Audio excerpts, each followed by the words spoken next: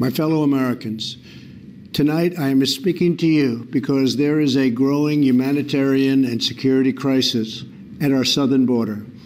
Every day, Customs and Border Patrol agents encounter thousands of illegal immigrants trying to enter our country.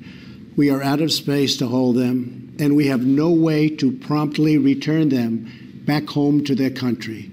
America proudly welcomes millions of lawful immigrants who enrich our society and contribute to our nation. But all Americans are hurt by uncontrolled illegal migration.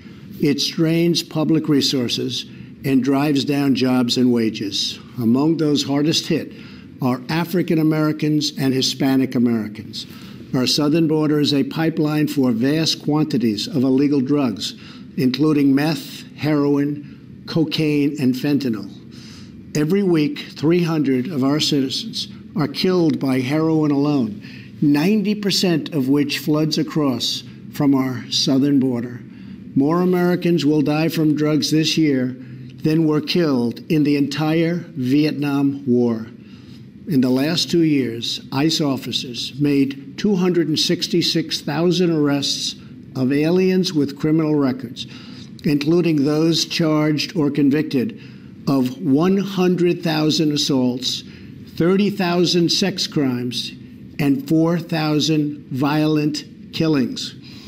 Over the years, thousands of Americans have been brutally killed by those who illegally entered our country, and thousands more lives will be lost if we don't act right now. This is a humanitarian crisis, a crisis of the heart, and a crisis of the soul. Last month, 20,000 migrant children were illegally brought into the United States, a dramatic increase. These children are used as human pawns by vicious coyotes and ruthless gangs. 1 in 3 women are sexually assaulted on the dangerous trek up through Mexico. Women and children are the biggest victims, by far, of our broken system. This is the tragic reality of illegal immigration on our southern border. This is the cycle of human suffering that I am determined to end. My administration has presented Congress with a detailed proposal to secure the border and stop the criminal gangs, drug smugglers, and human traffickers. It's a tremendous problem. Our proposal was developed by law enforcement professionals and border agents at the Department of Homeland Security. These are the resources they have requested to properly perform their mission and keep America safe, in fact, safer than ever before. The proposal from Homeland Security includes cutting-edge technology for detecting drugs, weapons, illegal contraband, and many other things. We have requested more agents, immigration judges, and bed space to process the sharp rise in unlawful migration fueled by our very strong economy.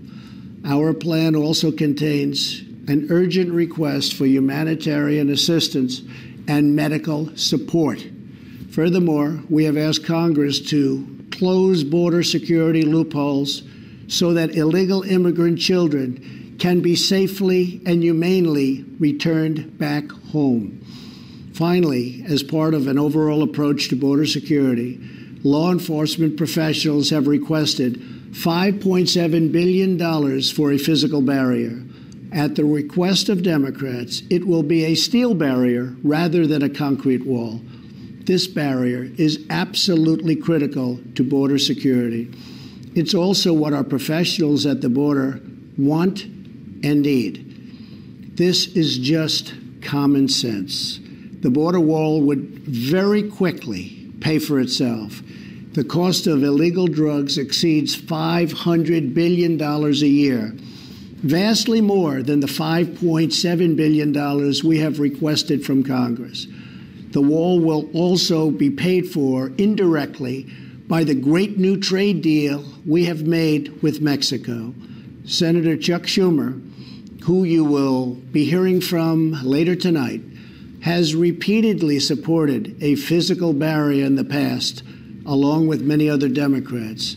They changed their mind only after I was elected president. Democrats in Congress have refused to acknowledge the crisis, and they have refused to provide our brave border agents with the tools they desperately need to protect our families and our nation. The federal government remains shut down for one reason, and one reason only, because Democrats will not fund border security. My administration is doing everything in our power to help those impacted by the situation.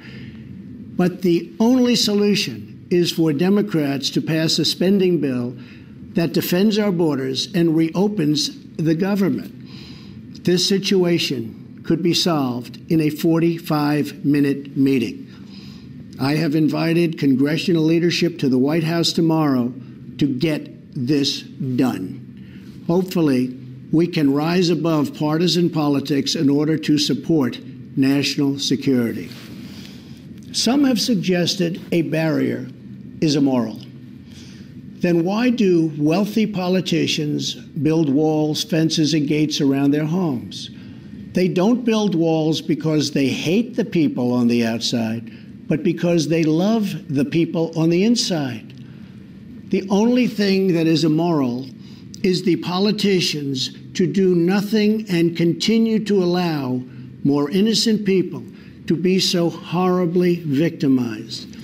America's heart broke the day after Christmas when a young police officer in California was savagely murdered in cold blood by an illegal alien who just came across the border.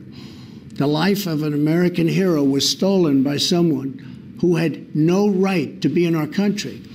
Day after day, precious lives are cut short by those who have violated our borders. In California, an Air Force veteran was raped, murdered, and beaten to death with a hammer by an illegal alien with a long criminal history. In Georgia, an illegal alien was recently charged with murder for killing, beheading, and dismembering his neighbor. In Maryland, MS-13 gang members who arrived in the United States as unaccompanied minors were arrested and charged last year after viciously stabbing and beating a 16-year-old girl. Over the last several years, I've met with dozens of families whose loved ones were stolen by illegal immigration. I've held the hands of the weeping mothers and embraced the grief-stricken fathers. So sad, so terrible. I will never forget the pain in their eyes, the tremble in their voices, and the sadness gripping their souls. How much more American blood must we shed before Congress does its job? To those who refuse to compromise in the name of border security, I would ask, imagine if it was your child, your husband, or your wife whose life was so cruelly shattered and totally broken. To every member of Congress, pass a bill that ends this crisis. To every citizen, call Congress and tell them to finally, after all of these decades, secure our border. This is a choice between right and wrong, justice and injustice. This is about whether we fulfill our sacred duty to the American citizens we serve. When I took the oath of office, I swore to protect our country, and that is what I will always do. So help me God. Thank you and good night.